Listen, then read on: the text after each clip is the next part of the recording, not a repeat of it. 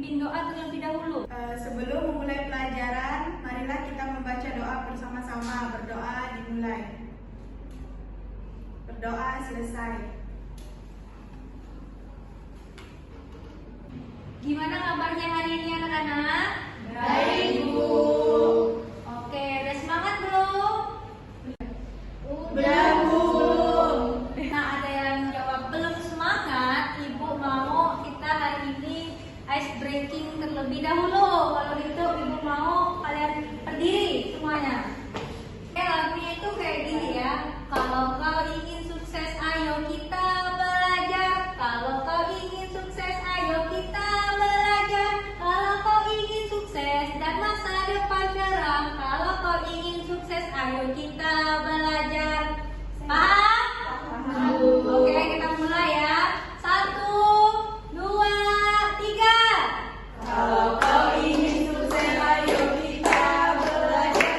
Kalau kau ingin sukses, ayo kita belajar. Kalau kau ingin sukses dan masa depan cerah. Kalau kau ingin sukses, ayo kita belajar. Oke, tepuk tangan untuk kita semua.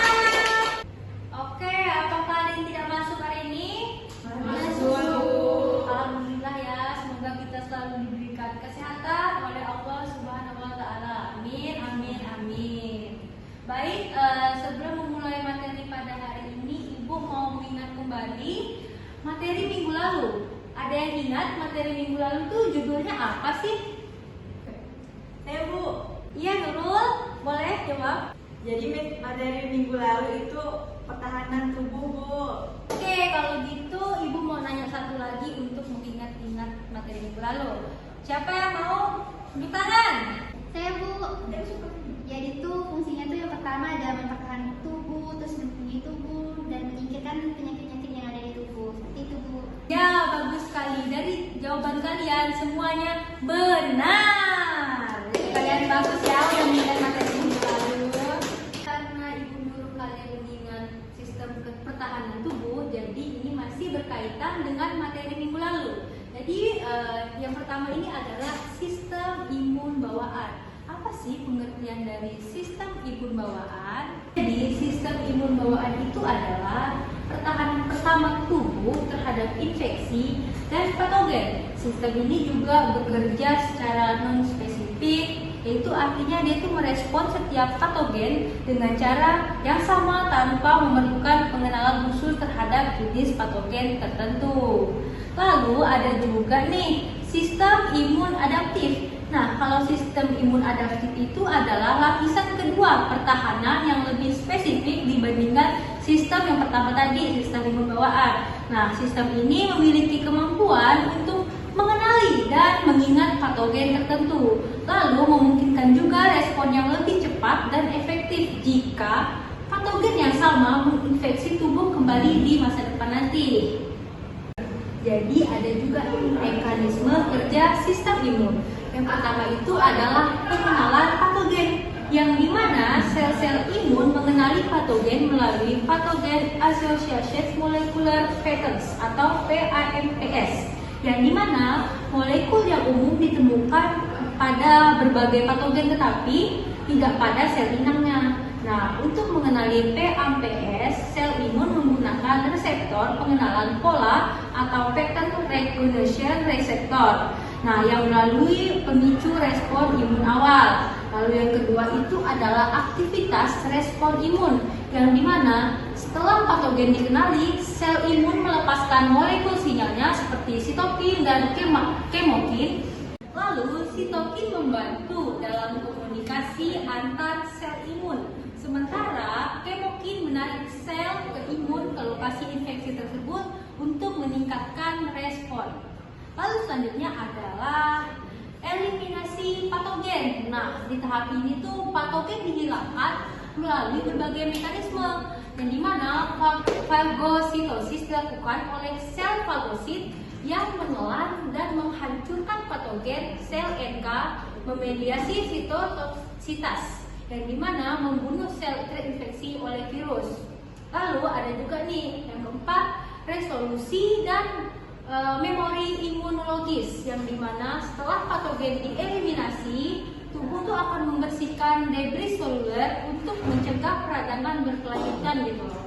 Jadi selain itu sistem imun adaptif membentuk sel memori yang tetap berada di tubuh untuk jangka panjang, memungkinkan respon yang lebih cepat dan efektif jika patogen yang sama menginfeksi kembali di masa depan. Sampai sini paham? Paham, Bu. Oke, lalu yang terakhir itu adalah gangguan sistem imun. Yang pertama itu adalah alergi, dan yang kedua itu adalah penyakit autoimun, dan yang ketiga itu adalah imunodefisiensi.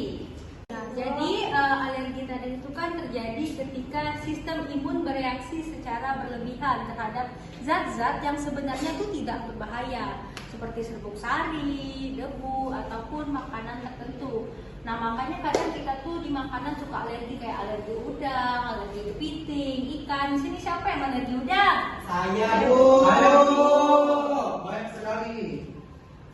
Tuh kan banyak yang alergi. Nah, lalu ada juga nih penyakit autoimun yang dimana ketika sistem imun secara keliru menyerang jaringan dan organ tubuh sendiri yang dianggap itu sebagai ancaman gitu loh. Contoh penyakit autoimun itu termasuk lupus, terus diabetes tipe 1. Nah, itu termasuk penyakit autoimun. Lalu penyebab pasti penyakit autoimun itu tuh sebenarnya belum sepenuhnya dipahami oleh orang-orang yang mengerti tentang penyakit tersebut gitu loh.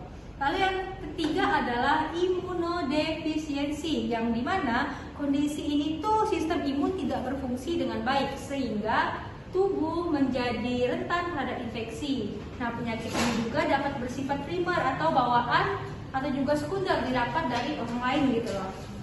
Jadi imunodefisiensi primer itu disebabkan oleh kelainan genetik yang mempengaruhi komponen-komponen sistem imun, sedangkan imunodefisiensi sekunder itu dapat disebabkan oleh faktor eksternal nih, seperti infeksi HIV, malnutrisi, dan pengobatan imunosupresif. Nah, kalau gitu individu dengan imunodefisiensi ini khusus mengalami infeksi yang berulang atau parah dan membutuhkan pengobatan khusus seperti terapi, antibiotik, dan transplantasi sum-sum tulang. Nah, dengan materi ini semoga kalian nggak ada terkena penyakit yang Ibu jelaskan tadi ya.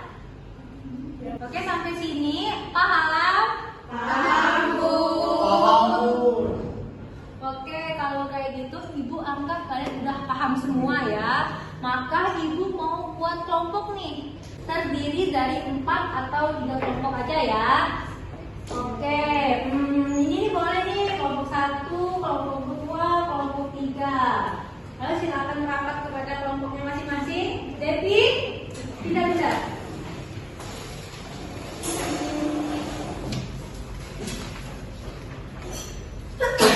Baik, di sini Ibu akan membagikan lembar kerja yang dimana kalian harus mengisi jawaban ini dengan teman kelompok kalian, yang dimana kalau siapa yang cepat mengisi jawabannya itu akan kasih hadiah.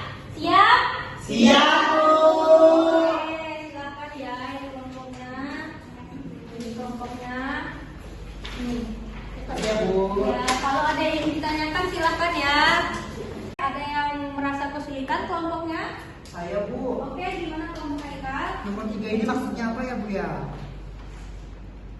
Bagaimana sel imun mengenali patogen dan apa yang terjadi setelah pengenalan tersebut ya? Iya, Bu, maksudnya gimana ya, Bu? Ya Haikal, dan itu maksudnya adalah proses dari patogen itu masuk kemana dan keluar kemana gitu, melalui apa dan apa. Oh, prosesnya ya, Bu ya? Iya, benar Haikal. Paham, Bu. Oke, kelompok yang lain gimana? Ada pertanyaan nggak? Gimana kelompok Kobita? Aman ya? Kelompok Randy dan Yeni gimana? Berdua nggak apa-apa kan? Oke, baik. Ibu tunggu ya, siapa yang cepat dia akan dapat hadiah. Udah ada yang selesai belum nih? Ya, Bu. Oh, siapa nih yang duluan angkat tangan? Wah, Bu. wah ternyata kelompok Fatimah ya. Silakan maju ke depan Fatimah untuk menjelaskan jawaban yang kalian udah isi tadi. Silakan kepada Fatimah menjelaskan jawabannya. Saya perkenalkan, nama saya Fatimah Sadia, perwakilan dari kelompok 1. 1 Jelaskan perbedaan utama antara sistem imun bawaan dan sistem imun adaptif. Jawabannya adalah sistem imun bawaan adalah pertahanan pertama tubuh yang bekerja secara non-spesifik dan merespon setiap patogen dengan cara yang sama. Komponen utamanya termasuk adalah kulit, mukosa, sel fibrosit, sel natural killer, dan sistem konflik. Sistem imun adaptif adalah lapisan kedua yang lebih spesifik, mampu mengenali dan mengikat patogen tertentu untuk respon yang lebih cepat dan efektif di masa depan. Komponen utama adalah limfosit T dan B. 2. Bagaimana sel imun mengenali patogen dan apa yang terjadi setelah pengenalan tersebut? Sel imun mengenali patogen melalui patogen associated molekuler menggunakan reseptor pengenalan pola atau PRRS. Setelah pengenalan, sel imun melepaskan molekuler sinyal seperti sitokin dan monokin untuk mengatur dan mengarahkan aktivitas sel imun lainnya. 3. Apa peran sel natural NK dalam sistem imun bawaan? NK berperan dalam membunuh sel yang terinfeksi oleh virus atau mengalami transformasi kanker. Sel NK dapat mengenali sel yang tidak mengekspresisikan MHC kelas 1 atau yang mengekspresikan ligen stres tertentu dan kemudian menginduksi apoptosis atau kematian sel pada sel-sel tersebut. 4. Deskripsikan mekanisme yang digunakan oleh sistem imun untuk menganalisasi patogen. Patogen dihilangkan melalui beberapa mekanisme. Patogenesis, sel fagosis seperti makrofag dan neutrofil menelan dan menghancurkan patogen. Sitotoksitas sel NK. Sel NK membunuh sel yang terinfeksi virus. Antibodi diproduksi oleh limfosit B. Antibodi mengikat patogen menandainya untuk dihancurkan. 5. Apa yang terjadi pada sistem imun saat seseorang mengalami alergi? Saat seseorang mengalami alergi, sistem imun bereaksi secara berlebihan terhadap zat-zat yang sebenarnya tidak berbahaya, seperti serbuk sehari atau makanan tertentu.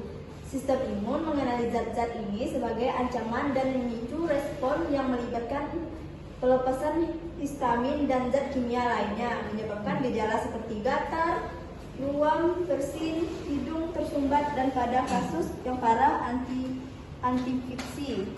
Sekian, Bu. Baik, beri tepuk tangan kepada kelompok tercepat.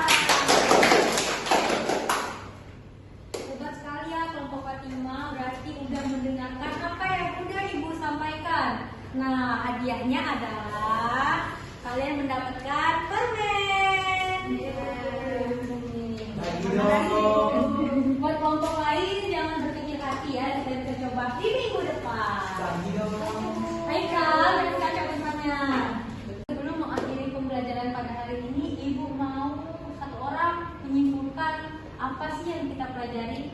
Siapa? Saya, Bu. Oke, Devi silakan. Jelaskan. Jadi, kesimpulan yang dapat saya ambil dari penjelasan Ibu tadi yaitu sistem imun itu terdiri dari dua komponen utama, yaitu sistem imun bawaan yang bersifat non-spesifik dan sistem imun adaptif yang bersifat spesifik. Sel-sel imun mengenali patogen melalui PAM, PS, dan menggunakan berbagai mekanisme untuk menghilangkan patogen, termasuk fagositosis, sitotoksisitas oleh sel NK, dan produksi antibodi oleh limfosit B. Wah, bagus sekali Devi. Terima kasih sudah menyimpulkan materi pada hari ini. Gimana yang lain? Apakah ada yang menyimpulkan juga? Sudah jelas, Ibu. Sudah ada ya? Oke, gak apa-apa. Kalau kayak gitu, kepada ketua kelas silahkan pimpin doanya kembali. Mengakhiri pelajaran pada hari ini, sebaiknya kita berdoa lagi. Doa selesai. Baik, terima kasih Sobita sudah memimpin doanya. Kalau kayak gitu, Ibu mau pamit undur diri.